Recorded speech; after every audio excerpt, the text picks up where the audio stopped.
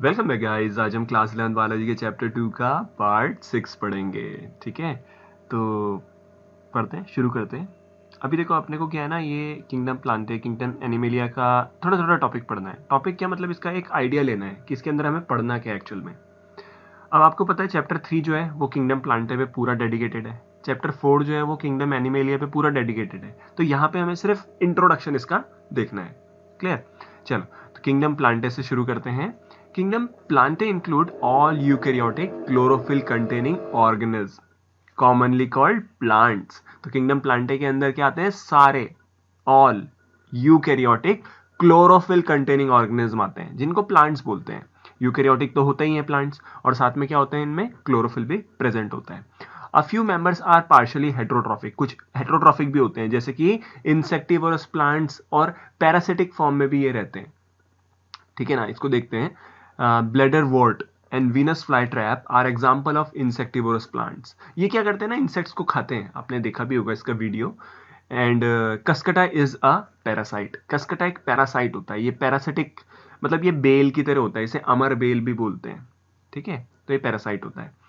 The plant cell have an eukaryotic structure with prominent chloroplast and cell wall mainly made up of cellulose। अब plant cell को अगर आप देखोगे तो वो यूकैरियोटिक होता है। यूकैरियोटिक क्यों है? यूकैरियोटिक सेल्स क्या होते हैं? बेसिकली ऐसे सेल्स होते हैं जिनके न्यूक्लियस के चारों तरफ न्यूक्लियर मेम्ब्रेन होती है, साथ में मेम्ब्रेन बाउंड सेल ऑर्गेनेल भी मिलते हैं। ठीक है, क्लोरोप्लास्ट मिल रहा है यहाँ पे, और क्लोरोप्लास्ट के अंदर ही क्या होता है? क्लोरोफिल होता है। फिर क्या है, यहाँ पे जो सेल वॉल होती है वो सेलुलोज की बनी हुई होती है। क्लियर इतना? ठीक है, you will study the eukaryotic cell structure in detail in chapter 8। तो चैप्टर 8 में आप यूकैरियोटिक सेल को डिटेल में पढ़ोगे, और इसका वीडियो मैंने बना रखा है, आपको आई बटन में मिल जाएगा। अब बात करते हैं प्लांटे की, बात करते हैं। Include algae, bryophyte, streptophyte, gymnosperms and angiosperms. तो इसके अंदर ये सब आ जाते हैं, इनको डिटेल में हमने नेक्स्ट चैप्टर में पढ़ना है। Life cycle of plants have two distinct phases. Life cycle जो भी होती है ना प्लांट्स की, उसमें दो अलग अलग फेजेस होते हैं, जैसे कि diploid sporophytic and haploid gametophytic. देखो ये सारी चीजें हम बस आइडिया ले रहे हैं, इसको डिटेल में भी नहीं पढ़ेंगे। That alter with each other.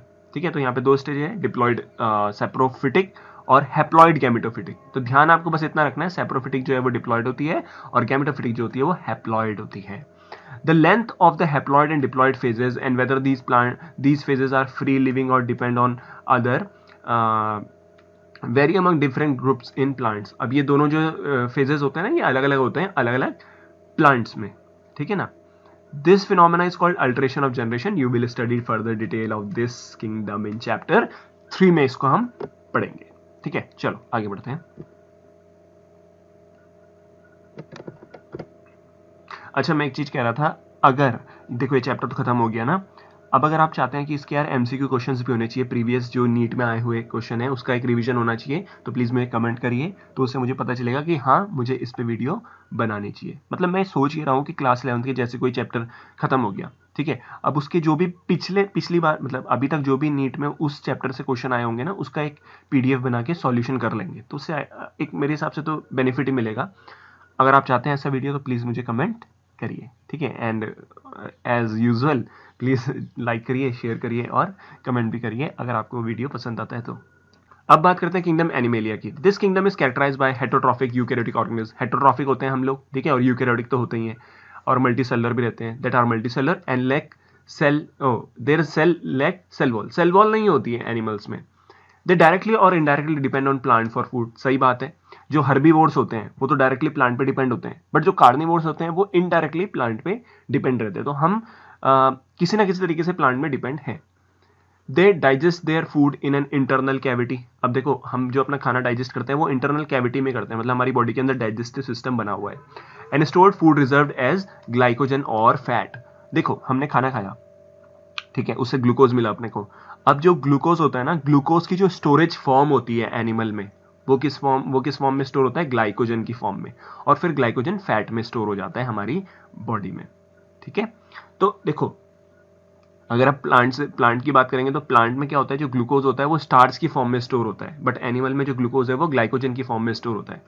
There mode of nutrition is holozoic. Holozoic का मतलब क्या होता है कि ये फूड को इंजेशन करते हैं एनिमल्स। इंजेशन मतलब अपनी बॉडी के अंदर डालते हैं और वहां डाइजेशन होता है। They follow a definite growth pattern and grow into adult that have a definite shape and size. हमें देखो एनिमल्स में डेफिनेट ग्रोथ पैटर्न शो होता है, पहले जाइगोट है, जाइगोट डिवाइड करेगा, उसके बाद एक एम्ब्रियो बनेगा, फिर बेबी बनेगा और धीरे धीरे बड़ा होगा, है ना, तो इसी तरीके से चलता है. Higher form show elaborate sensory and neuromotor mechanism. Higher form जो एनिमल्स की हायर फॉर्म्स रहती हैं, जैसे कि हम लोग ह्यूमंस हो गए, सबसे हाईएस्ट हो गए, तो हम तो काफ़ी एडवांस हैं, हमें सेंसरी भी और न्यूरोमोटर मैकेनिज्म भी प्रेजेंट है. ठीक है. Most of them are capable of locomotion. ज़्यादातर तो लोकोमोशन करते ही हैं, एक जगह से दूसरी जगह मूव करते हैं. The sexual reproduction is by copulation of male and female. तो यहाँ पे सेक्सुअल रिप्रोडक्शन होता है कॉपुलेशन से, मेल और फीमेल के बीच में, फॉलोड बाय एम्ब्रियोनिक डेवलपमेंट. उसके बाद एम्ब्रियो का डेवलपमेंट शुरू हो जाता है फीमेल की बॉडी में. Salient feature of various phyla are described in chapter 4 में हम इसको डिटेल में पढ़ेंगे. अब बात करते हैं viruses, viroid, prions and lichens की. In the 5 kingdom classification of Whittaker there is no mention of lichens and some acellular organism like virus, viroids and prions. तो जो विटेकर थे ना, उन्होंने क्या किया था, अपने 5 किंगडम क्लासिफिकेशन में लाइकेंस को मेंशन नहीं किया था. साथ में जो एसेलुलर ऑर्गेनिज्म है, जिनके सेल नहीं होते हैं, सेलुलर बॉडी नहीं होती है जिनकी, जैसे कि वायरस, वायरॉइड और प्रायॉन्स, इनको भी इन्होंने 5 किंगडम क्लासिफिकेशन में नहीं डाला था. These are briefly introduce here. तो यहाँ पे हम इसके बारे में पढ़ेंगे. All of us who have suffered the ill effect of common cold or flu know what effect virus can have on us, even if we do not associate it with our condition. तो देखो common cold और flu तो लगभग सभी को हो जाता है ना, और हमें पता है कि देखो वायरस जब बॉडी के अंदर आता है तो क्या इफेक्ट डालता है, क्योंकि कॉमन कोल्ड में वायरस ही होता है, और इसका वायरस का नाम क्या होता है, इसका होता है राइनो वायरस. ठीक है.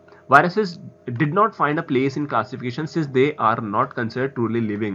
अब वायरसेस को क्लासिफिकेशन में क्यों नहीं रखा, वो इसलिए नहीं रखा क्योंकि इनको ट्रूली लिविंग नहीं माना जाता. अब इसको समझते हैं. If you understand living as those organism that have a cell wall.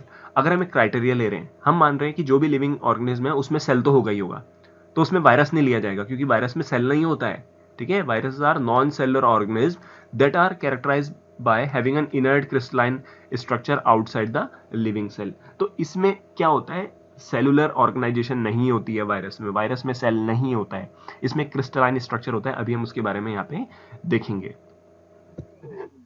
देखो, when they infect a cell they take over machinery of the host cell to replicate themselves, killing the host. Would you call virus living or non living? अब जो virus होता है वो क्या करता है, infect करता है किसी सेल को. मान लो ये सेल है, ठीक है, ये वायरस है, ऐसे वायरस बना लेते हैं. ठीक है. ये वायरस क्या कर रहा है, इन्फेक्शन कर रहा है इस सेल में. अब इस सेल के अंदर ये इन्फेक्शन करने के बाद क्या करता है, ये वायरस इस सेल के अंदर अपने आप को रिप्लिकेट करेगा, अपने नंबर को ये बढ़ाना शुरू करता है. ठीक है. और धीरे धीरे क्या करता है, ये जो होस्ट सेल है इसको किल कर देता है, इसको खत्म कर देता है. ठीक है. इन्फेक्शन करने के बाद अब वायरस को क्या हम लिविंग मानेंगे या नॉन लिविंग मानेंगे. एक्चुअली क्या होता है, जो वायरस होता है लिविंग और नॉन लिविंग के बीच में होता है. अगर वायरस होस्ट से बाहर है, होस्ट समझते हो, जैसे कि कॉमन कोल्ड एक बीमारी है, ठीक है, उसके लिए वायरस कौन है, राइनो वायरस. ठीक है. अब राइनो वायरस अगर ह्यूमन की बॉडी से बाहर है, ठीक है, ऐसे एग्जांपल ले लेते हैं, तो राइनो वायरस को हम कंसिडर नहीं करेंगे कि वो लिविंग है. बट लेकिन जब वो होस्ट की बॉडी में, मतलब जैसे कि मान लो ह्यूमन की बॉडी के अंदर आ गया, तो वो अपने आप अपना लिविंग कैरेक्टर दिखाने लगेगा, मतलब वो रिप्लिकेट करना शुरू कर देगा. तो फिर हम बोलेंगे अरे तो लिविंग है. तो इसको ना लिविंग और नॉन लिविंग के बीच में माना जाता है. ठीक है. वायरस मीन्स वेनम और पॉइजनस फ्लूइड. दिमित्री इवानोव्स्की 1892, ये नाम आते हैं, नीट में क्वेश्चन पूछते हैं इससे. 1892 recognise certain microbes as casual organism of the mosaic disease of tobacco. तो टोबैको में एक डिजीज होती है मोज़ैक डिजीज, उसके लिए कौन रिस्पॉन्सिबल है यहाँ पे, वायरस. ठीक है. अब इसको देख लेते हैं एक बार डायग्राम में. ठीक है. तो ये है ए डायग्राम टोबैको मोज़ैक वायरस का. इसमें देखो आरएनए प्रेजेंट होता है, टोबैको मोज़ैक वायरस में आरएनए प्रेजेंट होता है, ये इंपॉर्टेंट है. इसके अलावा यहाँ पे क्या होता है, एक प्रोटीन की कवरिंग होती है ऊपर से, जिसे बोलते हैं कैप्सिड. ठीक है. और ये जो एक एक रहता है ना, सिंगल सिंगल, इसको कैप्सोमेयर बोलते हैं. तो इसका मतलब क्या है, बहुत सारे कैप्सोमेयर मिलकर क्या बनाते हैं, कैप्सिड बनाते हैं, जो कि एक कवरिंग होती है, और जो किसको कवर करती है, जेनेटिक मटीरियल, मतलब कि यहाँ पे जो आरएनए है उसको कवर करती है. तो कैप्सिड का काम क्या है, कैप्सिड का काम है आरएनए को प्रोटेक्ट करना. ठीक है. तो there were found to be smaller than bacteria. तो जो वायरसेस होते हैं वो बैक्टीरिया से छोटे होते हैं, because they passes through bacterial proof filter. अगर बैक्टीरियल प्रूफ आप फिल्टर ले रहे हो, मतलब जिसमें बैक्टीरिया को आपने छानना है, उसमें क्या हो रहा है, वायरस निकल जा रहे हैं, बैक्टीरिया अटक जा रहे हैं उस फिल्टर में. जैसे चाय पत्ती और चाय का रहता है, समझ रहे हो ना, तो चाहे आप मान लो कि वो वायरस है और चाय पत्ती बैक्टीरिया है, तो मतलब वायरस निकल जा रहा है उस बैक्टीरियल प्रूफ फिल्टर से और बैक्टीरिया अटक जा रहा है, तो बैक्टीरिया का साइज बड़ा है। M.W. Bijerinek 1898 demonstrated that the extract of the infected plant of tobacco could causes infection in healthy plants and named the new pathogen virus and called the fluid as Contagium vivum fluidum, मतलब infectious living fluid। अब ये जो MW थे, इन्होंने क्या किया था, demonstrate किया था कि इन्होंने ना एक प्लांट लिया, सीधी बात क्या है, टोबैको प्लांट लिया इन्होंने जो कि इन्फेक्टेड है, मतलब इस प्लांट में इन्फेक्शन हो रखा है, तो इन्होंने ना इससे एक्सट्रैक्ट निकाला, एक्सट्रैक्ट मतलब फ्लूइड को बाहर निकाला, और फिर क्या किया, इस फ्लूइड को किस पे डाल दिया, एक हेल्दी प्लांट में डाल दिया। ठीक है, यहां से फ्लूइड को निकाल के एक हेल्दी प्लांट में डाला, तो हेल्दी प्लांट में भी क्या हो गया, डिजीज हो गई। तो फिर उन्होंने इस फ्लूइड को क्या नाम दिया, कॉन्टेजियम वाइवम फ्लूइडम, मतलब infectious living fluid. Then M.W. Stanley, ये जितने भी नाम आ रहे हैं ना, ये इंपॉर्टेंट है। 1935 shows that virus could be crystallized and crystal consists largely of protein। तो ये जो वायरसेस होते हैं इसको क्रिस्टलाइज्ड कर सकते हैं, जैसे चीनी के क्रिस्टल्स होते हैं उस तरीके से कर सकते हैं इनको, और ये जो क्रिस्टल्स होते हैं जनरली क्या होते हैं, प्रोटीन के बने होते हैं। They are inert outside their specific host. तो जैसे मैंने आपको बताया, अगर ये होस्ट है, ठीक है, एक ह्यूमन है और ये वायरस है, ठीक है, वायरस अगर होस्ट से बाहर है, मतलब ह्यूमन से बाहर है, तो ये एकदम नॉन लिविंग की तरह बिहेव करेगा, बट लेकिन जैसे ये होस्ट की बॉडी में जाएगा, ये अपना काम करना शुरू कर देगा। तो क्या बोला, दे आर इनर्ड मतलब non reactive outside their specific host cell. अब viruses are obligate parasite, viruses obligate parasite होते हैं। इसका मतलब क्या है कि वायरस को ग्रो करने के लिए, वायरस को अपनी लाइफ साइकिल कंप्लीट करने के लिए होस्ट की जरूरत पड़ती ही पड़ती है। तो ऐसे पैरासाइट को बोलते हैं ऑब्लिगेट पैरासाइट। ये अभी ऊपर के वीडियोस में भी आया था, आई थिंक, मुझे याद आ रहा है। अब आगे पढ़ते हैं। In addition to proteins, viruses also contain genetic material. ठीक है, तो जो वायरस होता है उसमें प्रोटीन तो मिलता ही है, साथ में जेनेटिक मटीरियल भी मिलता है। अब ये यहाँ से इंपॉर्टेंट क्वेश्चंस आते हैं। That could be either RNA और DNA। तो वायरस में RNA भी हो सकता है, DNA भी हो सकता है। No virus contain both RNA and DNA, ये भी काफी इंपॉर्टेंट है। किसी भी वायरस में ना दोनों नहीं हो सकते, RNA DNA दोनों नहीं हो सकते। A virus is a nucleoprotein. Nucleoprotein मतलब, न्यूक्लियो मतलब हो गया न्यूक्लिक एसिड, जिसमें RNA और DNA आ जाते हैं और साथ में प्रोटीन। ठीक है, तो इसका बना होता है। And the genetic material is infectious, और इसमें जो जेनेटिक मटेरियल होता है, मतलब RNA या जो DNA, यही इन्फेक्शियस होता है, यही इन्फेक्शन बढ़ाता है। In general, viruses that infect plant have single stranded RNA। Viruses जो इन्फेक्ट करते हैं प्लांट को, उसमें क्या होता है, सिंगल स्ट्रैंडेड RNA होता है। ठीक है, इंपॉर्टेंट लाइन है। And viruses that infect animal have either single और डबल स्ट्रैंडेड RNA और डबल स्ट्रैंडेड DNA। तो काफी इंपॉर्टेंट है, ऐसे वायरस जो प्लांट को इन्फेक्ट करते हैं उसमें सिंगल स्ट्रैंडेड RNA होता है, और वायरस जो एनिमल में इन्फेक्शन करते हैं उनमें या तो सिंगल स्ट्रैंडेड या डबल स्ट्रैंडेड RNA होगा, या फिर डबल स्ट्रैंडेड DNA होगा। Bacterial viruses or bacteriophage virus that infect the bacteria are usually double-stranded DNA virus। अब इस पे ना काफी कंफ्यूजन होता है नाम से। देखो, बैक्टीरियोफेज है, बैक्टीरियोफेज एक वायरस है एक्चुअल में। ये क्या होता है, वायरस होता है जो अटैक करता है किस पे, बैक्टीरिया पे। ठीक है ना, बैक्टीरियोफेज क्या है, एक वायरस है जो बैक्टीरिया पे अटैक करता है। तो इसका अगर हम डायग्राम देखें ऊपर, देख लेते हैं। तो ये है बैक्टीरियोफेज, इसमें हेड होता है, ये हेड, ये कॉलर है, ये शेल्थ होता है यहाँ पे प्रेजेंट जिसका स्ट्रक्चर है। ठीक है, और ये टेल फाइबर होता है। अब देखो, इसका स्ट्रक्चर आपको थोड़ा सा पता होना चाहिए कि कहाँ पे कौन सा पार्ट प्रेजेंट है, क्योंकि ये फोटो भी तो दे सकते हैं ना डायरेक्टली, या ये वाली फोटो दे देते हैं डायरेक्टली। दे क्या देते हैं, ये मेरे को ऐसा लग रहा है नीट के किसी एयर में आया है ये डायग्राम, जिसमें बताया है ये क्या है और ये क्या चीज होती है। ठीक है, तो ये डायग्राम पे भी ध्यान आपको देना है। The protein coat called capsid made of small subunit called capsomere। अब जो प्रोटीन होती है ना, प्रोटीन कोटिंग वायरस की, उसे बोलते हैं कैप्सिड, और कैप्सिड बना होता है छोटे छोटे सब यूनिट से, जिसको बोलते हैं कैप्सोमेयर। ये ऊपर हमने पढ़ा था। प्रोटेक्ट द न्यूक्लिक एसिड, और ये कैप्सोमेयर किसे प्रोटेक्ट करता है, न्यूक्लिक एसिड को, मतलब RNA या DNA को। These capsomeres are arranged in a helical और polyhedral geometric form। तो ये इसकी ज्योमेट्रिक फॉर्म होगी जिसमें अरेंज रहेगा capsomere. Virus causes disease like mumps, ये कौन सी बीमारी करेगा, मम्स करेगा, small pox, herpes and influenza. AIDS आपको पता है, AIDS in human is also caused by viruses। In plants the symptoms can be mosaic formation. Mosaic formation मतलब अगर आप पत्ते को देखोगे ना तो उसमें डिस्कलरेशन दिखेगा आपको. लीफ रोलिंग होगी, कर्लिंग होगी, ठीक है, yellowing and when clearing, dwarfing and stunted growth. Plant की जो ग्रोथ है वो भी रुक जाती है वायरस के इन्फेक्शन की वजह से. अब बात करते हैं वायरॉइड्स की. In 1971, T.O. Diener discovered a new infectious agent that have smaller than virus and causes tobacco spindle tuber disease. बस यहाँ से क्वेश्चन बन गया ना. जो टीओ डीनर थे उन्होंने 1971 में एक नया इन्फेक्शियस एजेंट की डिस्कवरी करी थी जो कि वायरस से भी छोटा है. और ये बीमारी कौन सी कर रहा है? Potato spindle tuber disease. तो आप पे क्वेश्चन आ जाएगा पोटैटो स्पिंडल ट्यूबर डिजीज किससे होती है? तो आप बोलोगे वायरॉइड से होती है. ठीक है. It was found to be a free RNA. देखो इस पे ना प्रोटीन की कवरिंग नहीं होती है. वायरस में हमने क्या पढ़ा था कि न्यूक्लिक एसिड तो होता ही है, डीएनए आरएनए तो होता ही है, उसके ऊपर क्या रहती है? प्रोटीन की कवरिंग रहती है. बट जो वायरॉइड होता है उसमें फ्री आरएनए प्रेजेंट होता है. फ्री आरएनए का मतलब क्या है? It lacks the protein coat. इसमें प्रोटीन कोट नहीं मिलेगा. That is found in viruses. Has the name viroid. The RNA of the viroid of low molecular weight. ये भी क्वेश्चन आ रखा है. वहां पे पूछ दिया था, उसमें बता दिया था कि RNA of viroid are high molecular weight. ऐसा नहीं है. ठीक है. तो देखो यहाँ पे आप इंपॉर्टेंस समझ रहे हो एनसीईआरटी की. ये काफी जरूरी, मतलब काफी इंपॉर्टेंट किताब है यार, अगर आपको नीट को क्लियर करना है. ठीक है. और कई बार पढ़ना पड़ेगा एनसीईआरटी का और इससे रिलेटेड क्वेश्चंस भी करने पड़ेंगे. अब बात करते हैं प्रायोन्स की. In modern medicine certain infectious neurological disease. Neurological मतलब नर्व से रिलेटेड जो डिजीज होती हैं उसको करता है कौन? Prions. were found to transmitted by a agent consisting of abnormally folded protein. अब ये जो प्रायोन्स होते हैं इसमें क्या होते हैं? एबनॉर्मली फोल्डेड प्रोटीन्स होते हैं. इसके स्ट्रक्चर तो यहाँ पे नहीं दे रखे हैं. ठीक है. The agents was similar in size to virus. ये इंपॉर्टेंट पॉइंट है आपके लिए.